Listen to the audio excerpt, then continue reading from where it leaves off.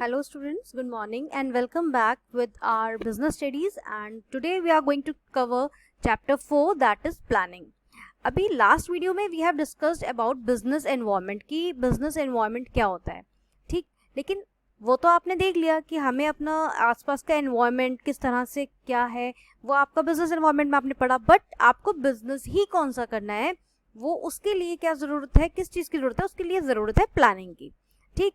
अब ये जो प्लानिंग वर्ड है, देखो, अगर जो हमारा चैप्टर है मेन, सबसे पहले हमें उसकी मीनिंग क्लियर होना चाहिए कि भाई जो चैप्टर हमें क्या पढ़ाने जा रहा है, हमें क्या चीज़ उसकी पता होनी चाहिए, ठीक। तो planning word is not new for you. हर कोई, आप लोग हर मिनट में कुछ ना कुछ प्लान करते होगे, कुछ प्लानिंग आप लोगों की रहती होगी। तो प्लानिंग का मतलब क्या होता है कि कोई चीज़ की एक डिसाइड करना कि आने वाले अभी आधे घंटे में मैं ये प्लान कर रहा हूँ कि मेरे को शॉपिंग्स जाना है या मॉल जाना है, ठीक है। या अभी मेरा ये कल का ये प्लान है कि कल एक वीकेंड है, छुट्टी है, तो मैं क्या करूँगा, मैं मूवी देखने जाऊँगा या मैं पार्टी करूँगा अपने फ्रेंड्स के साथ में। तो ये क्या है, आपकी प्लानिंग है एक तरह से, ठीक है। तो डिसाइडिंग इन एडवांस में डिसाइड करना what to do and how to do it, it is one of the basic managerial function. तो एक चीज़ ऐसी जो कि एडवांस में डिसाइड कर लेना कि मैं क्या करूँगा, कैसे करूँगा, उसे हम क्या कहते हैं, प्लानिंग कहते हैं। अब जैसे सपोज करो आप लोग क्लास 12th में हो, तो अभी आप लोगों की प्लानिंग चल रही होगी कि मैं 95% लाऊंगा, मैं 100% लाऊंगा, मैं 90% लाऊंगा।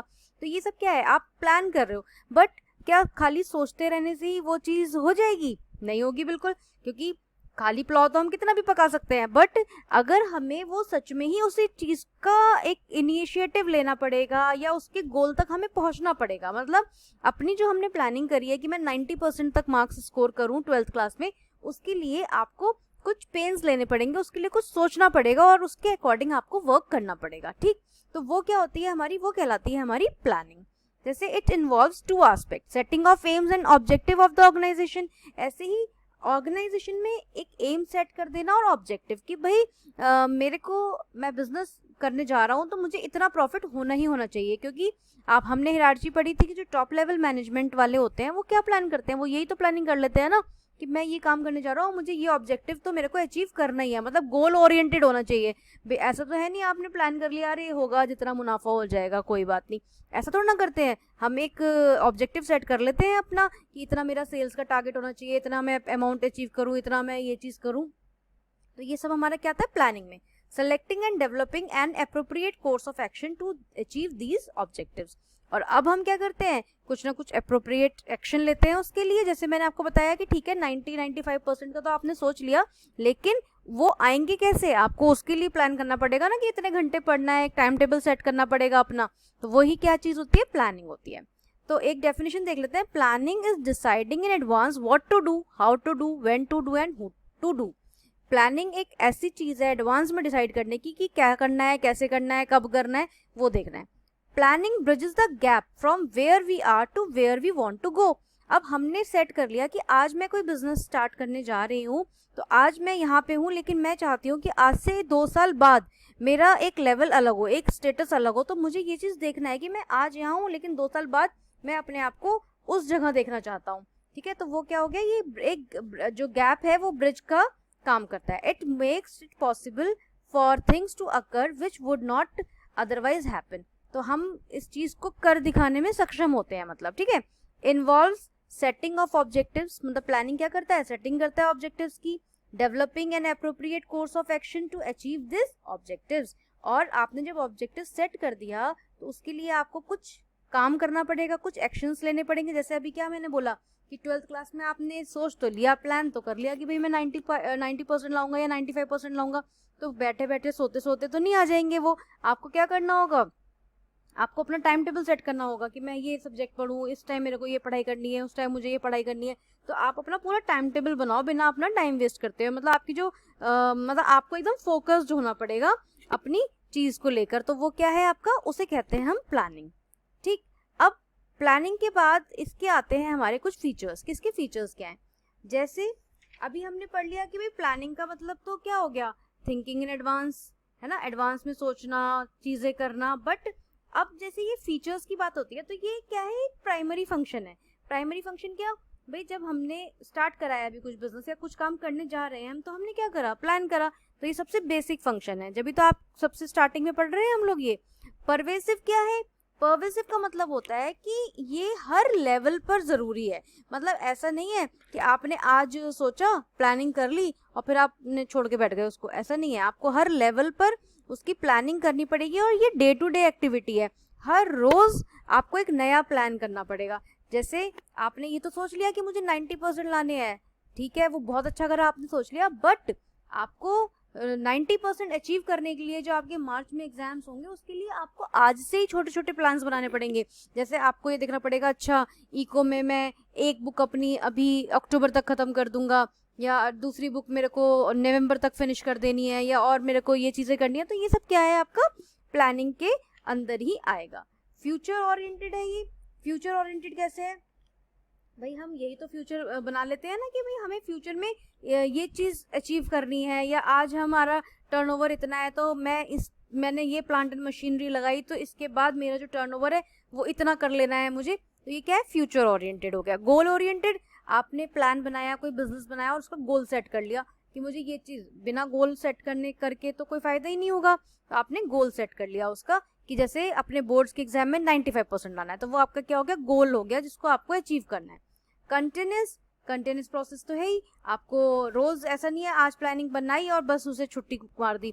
आपको तो हर रोज नया प्लान बनाना होगा, और मतलब क्या करना होगा। जैसे मैंने अभी आपको बताया कि आज आप हो, लेकिन आपको अपने लेवल पे अचीव करने के लिए आज से ही उसके छोटे छोटे प्लान्स बनाने शुरू करने होंगे। इंटेलेक्चुअल प्रोसेस क्या है, इसका मतलब क्या होता है कि भाई आपको पूरा प्रॉपर देखना पड़ेगा कि भाई किस तरह से आपको क्या टास्क दिया गया है, या ब्रेनस्टॉर्मिंग, आपको प्रोफेशनल्स कौन कौन से हायर करने हैं, कैसे किसको क्या काम देना है, कैसे प्लान करना है, ये सारी चीजें इसके अंदर आती है। Aim set efficiency and flexible, और एम्स आपको सेट कर देने हैं कि एफिशिएंटली, और प्लस थोड़े से फ्लेक्सिबल भी होने चाहिए कि अगर कुछ चेंजेस डालने हो तो आप उसको डाल सको। ठीक, तो ये क्या थी, हमारी फीचर्स हैं हमारे प्लानिंग के। अब हम आते हैं इसकी इंपॉर्टेंस पे कि भाई इंपॉर्टेंस क्या है प्लानिंग की। तो सबसे पहली इंपॉर्टेंस तो क्या है, planning provides direction.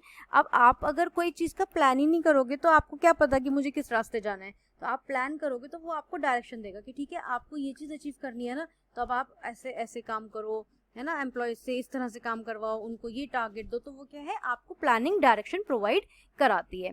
Planning reduces the risk of uncertainty. Uncertainty मतलब कुछ भी अचानक हो सकता है, मतलब, है ना, लेकिन जो आपकी प्लानिंग है वो आपके रिस्क को कम कर देती है। मतलब रिस्क तो बना रहता है बट थोड़ा कम कर देती है। जैसे सपोज करो आपने ये प्लान कर लिया कि ठीक है मैं इतने दिन में ये बुक फिनिश कर लूंगा, 1 वीक में, लेकिन हो सकता है आप बीच में आपको कोई काम लग गया या आपकी तबीयत खराब हो गई, आप नहीं कर पाए, तो क्या है वो उस चीज को थोड़ा कम कर देगी, है ना। या आपके बिजनेस में भी ऐसे ही है कि कुछ चीजों को आप नहीं अचीव कर पाए तो आप धीरे धीरे उसको करके, मतलब आपको एकदम से शॉक नहीं लगेगा, आप उस चीज के लिए थोड़ा सा तैयार रहोगे, क्योंकि आपने एक बैकअप ले रखा है अपनी प्लानिंग का, आप प्लान करके चल रहे हो, और कभी थोड़ा बहुत ऊपर नीचे हुआ तो वो चीज एडजस्ट हो जाएगी। Planning reduces wasteful activities. Planning serves as the basis of coordinating the activities and effort of different departments and individual whereby useless and redundant activities are mentioned। मतलब अगर आपने प्लानिंग करी हुई है तो वहां पे हिट एंड ट्राई वाला मैटर तो नहीं होगा कि अरे चलो इस काम को ऐसे कर लेते हैं, नहीं नहीं इस काम को ऐसे नहीं ऐसे कर लेते हैं, ये वाला तो नहीं होगा ना। क्यों? क्योंकि आपने ऑलरेडी प्लानिंग कर रखी है तो आप उसी के अकॉर्डिंग काम करोगे। तो ये क्या कहलाता है, हमारी जो मतलब वेस्टफुल एक्टिविटीज है उन्हें रिड्यूस करता है ये। ठीक, प्लानिंग प्रमोट्स इनोवेटिव आइडियाज। जैसे planning is the first function of management. Managers get the opportunity to develop new ideas and new ideas can take the shape of concrete plans. मतलब आपने अगर कुछ प्लान करा है और आप उसके अकॉर्डिंग वर्क कर रहे हो तो आपको बीच में नए नए इनोवेटिव आइडियाज भी क्लिक करते रहेंगे माइंड में, ताकि आप अपना जो प्लान है उस और अच्छा फुल प्रूफ आप उस पर वर्क कर पाओ। ठीक, planning facilitates decision making. Under planning, targets are laid down. The managers have to evaluate each alternative and select the most viable option। मतलब आपने जो प्लानिंग करी हुई है वो आपके डिसीजन मेकिंग में हेल्प करेगी, कैसे हेल्प करेगी कि भाई आपने जब आपके सामने अपना टारगेट सेट है कि आपको क्या चीज़ अचीव करनी है, तो जब आपका टारगेट सेट है तो आप उस चीज़ को मतलब जो अपना डिसीजन है वो उस हिसाब से ही रखोगे, है ना। तो वो क्या है आपका, ये आपको हेल्प करती है आपके डिसीजन मेकिंग में, ठीक। Planning establishes standard of controlling. Planning provides the standards against which the actual performance can be measured and evaluated. Control is blind without planning. Thus, planning provides the basis for control. अब आपने plan कर लिया और आप जो भी plan के तहत जिससे भी काम करवा रहे हो, आप उसकी जो परफॉर्मेंस है उससे अच्छी तरह से इवेल्युएट भी कर सकते हो और मेजर भी कर सकते हो, ठीक है।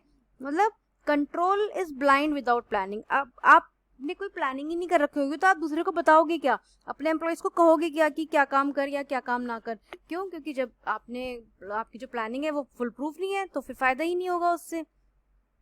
अब इसकी कुछ लिमिटेशंस हैं हमारे प्लानिंग में, जैसे इंटरनल लिमिटेशंस हैं पहली, और कुछ एक्सटर्नल भी है। तो पहली है प्लानिंग लीड्स टू रिजिडिटी, मतलब कि planning discourages individuals initiative and creativity. अब जैसे लिमिटेशंस क्या, जहाँ अच्छाई होती है वहाँ बुराई होती है, जैसे कहते हैं ना जहाँ हेड होता है वहाँ टेल होता है, तो अगर अच्छाइयाँ हैं तो कुछ बुराइयां भी है। तो ये क्या करता है कि आपके मतलब इंडिविजुअल की क्रिएटिविटी को ये कम कर देता है, मतलब इसके लिमिटेशन के अकॉर्डिंग, क्योंकि बिजनेस एनवायरनमेंट में जो सेट कर लिया टारगेट आपको उसी के हिसाब से वर्क करना है। तो ये कहता है कि भाई आपकी जो खुद के नए आइडियाज आ सकते थे वो गड़बड़ हो सकते हैं। प्लानिंग में not work in dynamic environment, मतलब डायनामिक मतलब चेंजेबल एनवायरनमेंट में ये प्लानिंग नहीं वर्क कर सकती, क्योंकि हमने पढ़ा था जो हमारा बिजनेस एनवायरनमेंट है वो डायनामिक है, चेंजेबल है। बट ये कहता है कि अगर आपने प्लानिंग से ही प्लानिंग कर रखी होगी तो वो उसमें वो वर्क नहीं कर सकती है।